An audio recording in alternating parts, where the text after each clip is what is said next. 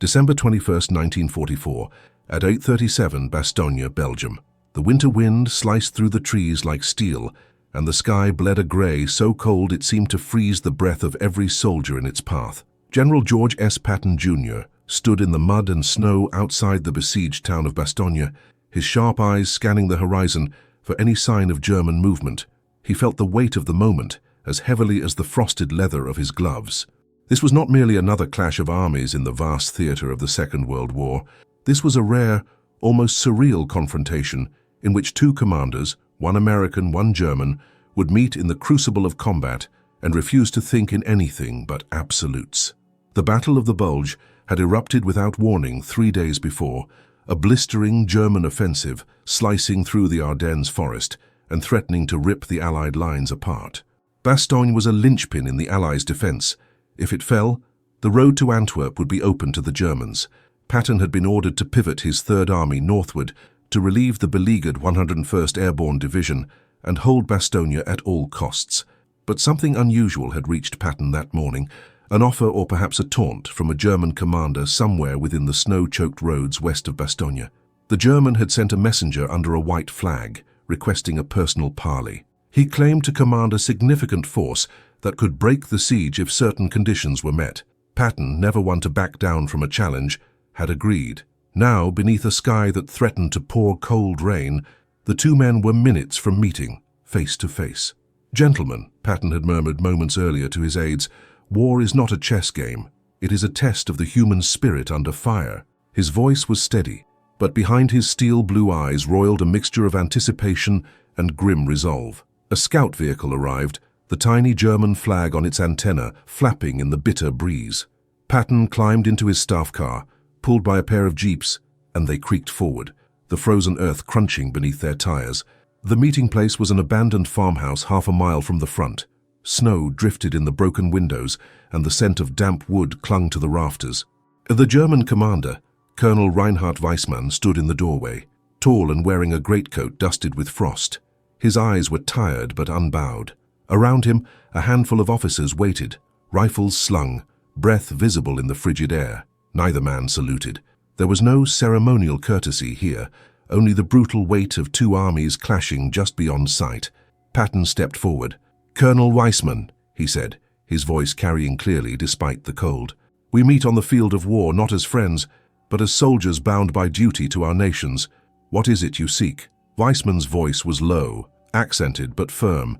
"General Patton," he replied in English, accented but clear, "we are surrounded. Supplies are low, my men suffer. I propose a ceasefire here so we can avoid needless slaughter. We are willing to lay down arms if granted safe passage." Patton's gaze did not waver. "I understand your position," he said, "but I cannot allow you safe passage.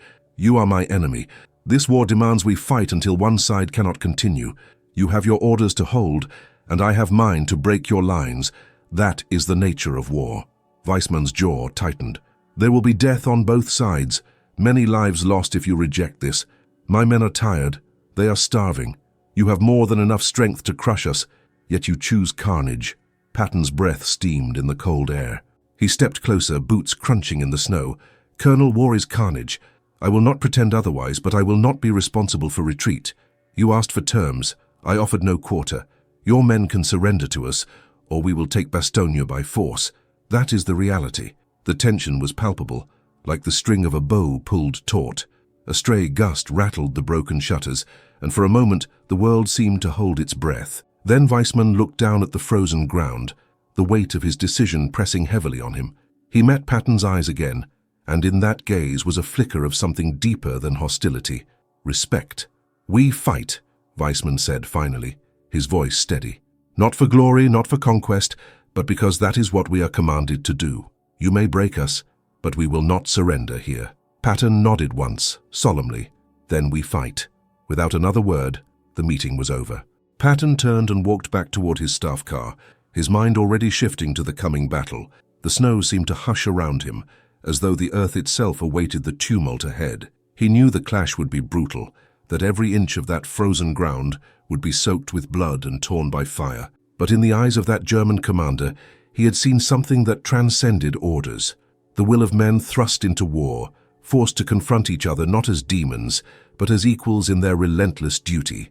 The Americans pulled back into position. Patton's aides whispered among themselves, some questioning the wisdom of turning down a ceasefire, others admiring Patton's iron resolve. The sound of artillery in the distance trembled through the frosty air like thunder. Patton mounted his jeep, fists clenched, ready to issue orders that would shape the next hours of combat. Bastogne waited, and with it the fiercest struggle of this frozen December dawn. As the jeeps trundled back through the snow-choked path, Patton looked forward, knowing the confrontation ahead would test every ounce of courage and strategy his army possessed. The Germans had refused to yield. Now the question was not who would survive, but who would break first in the hellish storm of war that was about to engulf them all. December 21st, 1944, 09:12, outskirts of Bastogne, Belgium. The first American artillery round screamed overhead, tearing through the frozen air before slamming into the tree line where German infantry had dug in overnight. The shock waves rippled across the snow-covered ground, sending plumes of ice and earth skyward. Patton stood near a forward command post, map spread across the hood of a jeep, listening not just to reports but to the rhythm of the battle itself. Each detonation told him where the Germans were holding, where they were weak, and where they were desperate.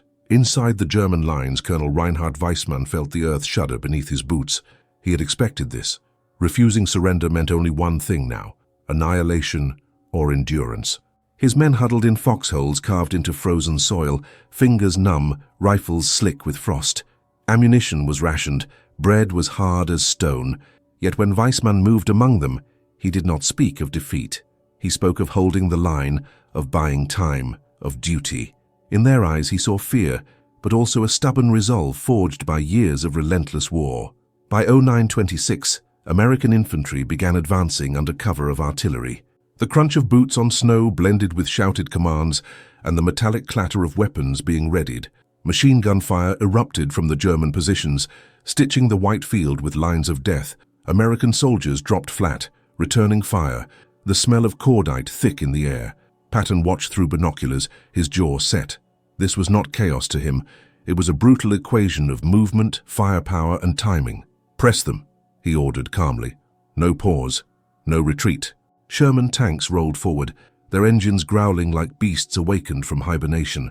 Tracks chewed into ice and mud as the tanks fired high-explosive shells into fortified positions. Trees snapped. Earth collapsed. German anti-tank teams emerged from concealment, firing Panzerfausts at close range.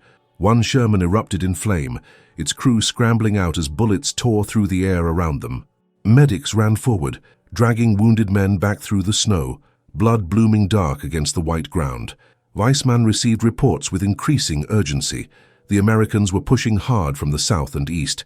His radio crackled with fragmented messages, some cut short by explosions. He knew Patton's reputation well: relentless, aggressive, unwilling to yield momentum. This was no probing attack. This was a calculated hammer blow designed to shatter resistance through sheer pressure. At 10:03, Weissmann made his decision. He ordered a counterattack, not to reclaim ground but to slow the American advance and buy time for wounded to be evacuated deeper into the forest. German infantry surged forward through the smoke, firing from the hip, shouting hoarse commands. For a moment the battlefield collapsed into brutal close combat. Rifle butts, grenades, screams swallowed by the thunder of artillery. Patton received word of the counterattack minutes later. Instead of surprise, a thin smile crossed his face. "Good," he said quietly. "They're still fighting. That means they're still vulnerable." He redirected tank fire, cutting off the German advance, then ordered infantry to flank through a shallow ravine choked with snow and dead branches. The maneuver was risky, visibility low, but Patton trusted speed over caution. By late morning, the German counterattack stalled. Bodies lay frozen where they had fallen, expressions locked in shock and exhaustion. Weissmann moved through the aftermath, helping lift wounded men, his gloves stained dark. He felt the weight of every order he had given, every life spent to delay the inevitable. Yet surrender was still unthinkable. Not yet. Not here. At 11:18, a messenger reached Weissmann with a grim update. American armor had broken through to the north, threatening to encircle what remained of his force. Weissmann closed his eyes briefly, then opened them, steady once more. He knew Patton would not stop. He also knew that another meeting, Another choice was approaching fast. Across the field, Patton studied the shifting lines on his map as snow began to fall harder, muting the sounds of battle. He sensed the breaking point drawing near. The German commander he had faced hours earlier was still resisting, still refusing surrender, and that stubbornness commanded Patton's respect, even as it demanded destruction. The battle was far from decided. Both sides bled, both sides endured, and as the winter day pressed on, the frozen ground around Bastogne prepared to witness a decision that would echo long after the guns fell silent. December 21st, 1944, 12:41, wooded high ground, northeast of Bastogne, Belgium. Snow fell heavier now, thick flakes blurring distance and swallowing sound. Visibility dropped to less than 100 meters, turning the battlefield into a maze of shadows and sudden violence. American infantry advanced cautiously between trees shattered by shellfire, stepping over frozen bodies half buried in white. The cold no longer registered as discomfort. It had become a constant, an unchanging presence like death itself. Patton relocated closer to the front, refusing to command from the rear. He stood beside a battery of artillery as crews worked with mechanical precision, ramming shells into breaches with numb hands. Each order he gave was deliberate, stripped of excess words. He understood that momentum once lost could not be recovered easily in this terrain. Every minute counted. Inside the German perimeter, Colonel Weissman faced a narrowing circle. Ammunition crates were nearly empty. Several machine guns had fallen silent, their barrels warped from sustained fire or their crews dead. His radio operator reported intermittent contact with higher command, but no promise of reinforcement. The Ardennes offensive had stalled elsewhere. Everyone knew it, even if no one said it aloud. At 13:07, American forces reached a shallow ridge overlooking a key supply route used by the Germans during the night. Control of that ridge meant control of movement. Patton recognized it instantly and ordered tanks forward despite the risk of ambush. Shermans climbed slowly, engines straining, their silhouettes emerging through the snowfall like dark shapes from another world. German anti-tank fire erupted again. A shell struck the lead Sherman, tearing off its track and spinning it sideways. The tank burned, flames licking upward, black smoke staining the grey sky. The remaining tanks halted briefly, just long enough to adjust, and then continued. Infantry surged with them, firing into the tree line, grenades bursting in flashes of orange against the white. Weissman watched the ridge through binoculars, his breath shallow. He knew this position was critical. He gathered what remained of his reserve, men exhausted beyond fatigue, eyes sunken, hands shaking not from fear but from cold and hunger. "We hold here," he told them, "as long as one of us stands." No one questioned him. There was nothing left to question. The clash that followed was savage and close. American and German soldiers fought within meters of each other, often seeing faces clearly before firing. The snow was churned into slush by boots and blood. Orders dissolved into instinct. Men fired until rifles clicked empty, then reloaded with fingers barely able to grasp metal.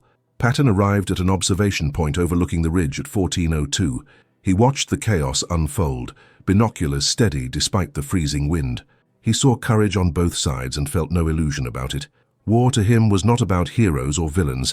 It was about force applied at the decisive point. He ordered artillery adjusted by 50 meters, then another 50, walking fire up the slope with relentless precision. The German line bent, then fractured.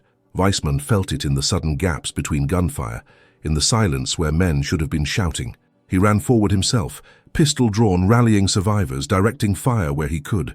A shell burst nearby, throwing him to the ground. His ears rang. Snow rained down, mixed with dirt and splinters of wood. When he rose, he saw the truth clearly. They could not hold much longer. At 15:11, Weissman ordered a withdrawal into the forest beyond the ridge, abandoning equipment too heavy to carry. It was not a retreat born of panic, but of calculation. He intended to preserve what lives he could, even as defeat closed in. American forces pressed forward immediately, exploiting the collapse with disciplined aggression. Patton received confirmation minutes later. The ridge was secured. The German commander was pulling back but not surrendering. Patton exhaled slowly, knowing this was the most dangerous phase. A wounded enemy was unpredictable, capable of desperate acts. As afternoon light faded into the early winter dusk, both commanders understood the same thing without speaking it aloud. Their confrontation was not over. The refusal to surrender had only delayed the inevitable reckoning. and that reckoning was drawing closer with every falling snowflake. The forest ahead waited in silence, heavy and dark, as if absorbing the footsteps of men who no longer had anywhere left to go. December 21st, 1944, 1638, dense forest west of Bastogne, Belgium. Darkness descended early, smothered by thick clouds and falling snow that reflected only the faint glow of distant fires. The forest swallowed sound, turning the battlefield into a series of sudden, violent encounters, illuminated by muzzle flashes and flares. American troops advanced in staggered lines, moving slowly now, every step measured, every shadow suspect. Patton ordered the pace reduced, but the pressure maintained. He knew the Germans were retreating into terrain that favored ambush. This was no longer a battle of sweeping maneuvers. It was a hunt through frozen woods, where a single shot could decide a life. Radios crackled softly, voices clipped and urgent, coordinates repeated again and again to avoid fatal mistakes. Colonel Weissman led what remained of his command deeper into the forest. The men were beyond exhaustion. Some stumbled and had to be pulled upright.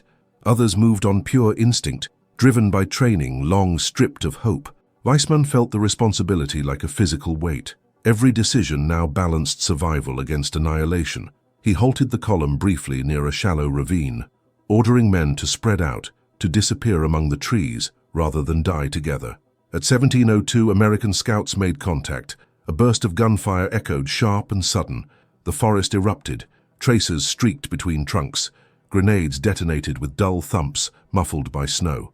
Patton listened to reports from the forward units, piecing together the fight without seeing it. He redirected a platoon to cut off the ravine, closing the last viable escape route. The encirclement tightened. Weissman realized it almost at once. His map, damp and creased, showed no clear path left. Ammunition was nearly gone. Wounded men lay propped against trees, faces pale, eyes glassy. He moved among them, speaking quietly, steadying hands, offering words he was no longer sure he believed himself. Outside, American voices drew closer. Commands carried clearly now through the trees. At 1741, Weissman sent a runner forward under a white cloth tied to a rifle barrel. The runner moved slowly, deliberately, heart pounding loud enough to drown out the distant gunfire. This was not surrender, not yet, but a request, a final meeting. Patton was informed minutes later. He paused, considering. Night had fallen fully now. The temperature dropped further, breath crystallizing in the air. He agreed, instructing his escort to move carefully. This time there would be no farmhouse, no semblance of formality, only a narrow clearing lit by a single lantern hung from a branch. The two commanders faced each other again at 18:06. Weissman looked older than he had that morning, his uniform torn, his face drawn tight with fatigue. Patton looked unchanged, rigid, controlled, eyes sharp beneath his helmet. Snow drifted between them in silence. "My situation has worsened," Weissman said simply. "You know this." Patton nodded. "I do. My men are finished," Weissman continued. "If this continues, they will die here. I ask again for terms." Patton's reply was immediate. "You can surrender, all of you, now. That is the only way this ends without further bloodshed." Weissman closed his eyes for a moment. When he opened them, the fight was gone, replaced by resignation. "Safe treatment for the wounded," he said. "That is my condition." "You have my word," Patton answered without hesitation. The silence stretched. Somewhere in the forest, a rifle fired once, then fell quiet again. Weissman straightened, shoulders back, and nodded slowly. "Then it ends here." Patton extended his hand. Weissman took it. There was no triumph in the gesture, only gravity. Orders went out swiftly. German soldiers emerged from the trees, weapons laid down in the snow, faces hollow with relief and defeat. American medics moved forward immediately, kneeling beside wounded men regardless of uniform. Patton watched it unfold, expression unreadable. The German commander who had refused to surrender hours earlier had finally faced reality, not in humiliation, but in responsibility for his men. Yet Patton knew this moment, too, was only a fragment of a far larger war. Bastogne still burned, the winter still killed, and beyond the forest, thousands more would die before it was over. The lantern swayed gently in the cold wind as the last shots faded into silence, marking the end of one confrontation, and the quiet before another. Truth would fully emerge. December 21st, 1944, 1924. Western approaches of Bastogne, Belgium. Night had fully claimed the battlefield. Snow continued to fall, softer now, settling over weapons, bodies, and broken ground, as if attempting to erase what the day had carved into the earth. Columns of German prisoners moved slowly toward the rear, under American guard, heads down, boots dragging, the fight finally drained from their bodies. Some glanced back toward the forest they had defended for hours, knowing they would never return. Patton remained near the clearing where the surrender had taken place, listening to final reports. The German pocket west of Bastogne had collapsed. Supply routes were secured. The pressure on the surrounded American airborne units was easing. It was not victory in the grand sense. Too much of the battle still raged elsewhere. But it was a decisive shift. One refusal to surrender had ended not with annihilation, but with containment. Colonel Weissman was escorted past Patton shortly afterward. The two men exchanged a brief look. No words were spoken. None were needed. Weissman's defeat was complete, yet his bearing remained intact. Patton acknowledged it with a slight nod, not as a conqueror, but as a commander who understood the cost of the choices made that day. As the hours passed, American units consolidated positions. Engineers cleared paths through the forest. Medics worked under lantern light, hands slick with blood, breath clouding the cold air. Wounded men groaned softly. Others stared upward in silence, eyes reflecting firelight and snow. The sounds of battle faded into distant rumbling, artillery now far off like a storm moving away. Patton finally climbed into his command vehicle at 2102. Inside, maps were already being updated. New arrows, new objectives. The war did not pause for reflection. Yet for a brief moment, Patton allowed himself to sit still. He removed his gloves, flexed his stiff fingers, and stared at the markings on the paper. He thought of the German commander who had refused to surrender when given the chance, and of the lives that refusal had cost. He did not regret his decision. He believed firmly that hesitation lost wars. But he also knew that leadership meant carrying the weight of every consequence, visible or not. In war, strength forced outcomes, but responsibility followed forever. By midnight, Bastogne was no longer isolated. Patton's maneuver had cracked the German pressure enough to change the balance. The Ardennes offensive would grind on, brutal and unforgiving, but its momentum was broken. History would later mark this as one of the moments when determination, speed, and refusal to yield altered the course of the campaign. In the frozen forest west of the town, the lantern from the clearing was extinguished. Snow continued to fall, covering footprints, smoothing churned ground, settling over abandoned helmets and empty shell casings. The earth absorbed everything without judgment. The day Patton stood face to face with a German commander who refused to surrender did not end with a dramatic charge or a triumphant speech. It ended in silence, in men laying down weapons, in medics working through the night, and in the quiet understanding shared by two soldiers who had looked directly into the cost of war and made their choices. And when dawn came again over Bastogne, it would rise not on victory or defeat alone, but on survival, hard-won, temporary, and paid for in blood on a cold Belgian winter night.